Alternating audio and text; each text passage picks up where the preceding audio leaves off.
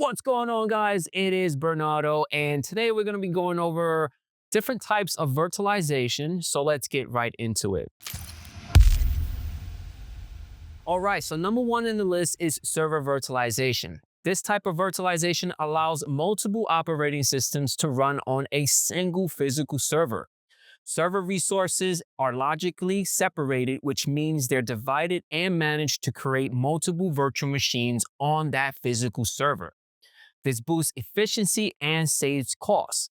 Some popular examples include VMware vSphere, Microsoft Hyper-V, Proxmox, and Red Hat KVM. Next, we have storage virtualization, which in simple terms, this allows you to group together multiple physical storage devices into a single logical storage space. This makes managing storage easier and ensures steady performance across all your servers. VMware vSAN is a great example of this. Number three in the list is network virtualization, which takes things a step further by creating software-defined networks that are independent of underlying physical hardware.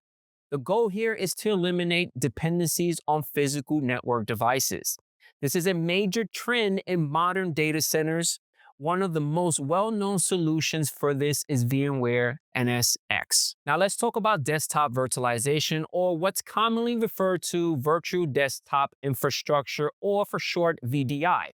With this type, you could deploy multiple desktops on a single or multiple servers, which can be accessed by users from anywhere. You don't need to be at the office to get work done, which is great for remote users. Some examples are VMware Horizon View and Citrix Zen Desktop. Now, the last one on the list is application virtualization, and this one is a bit different. It allows an application to be hosted on a server and accessed remotely from anywhere. And the cool thing about this is that users don't need to install an application locally, which saves time and makes software management easier. An example of this includes VMware ThinApp and Citrix ZenApp. So there you have it, guys, the 5 types of virtualizations, which is server, storage, network, desktop, and applications.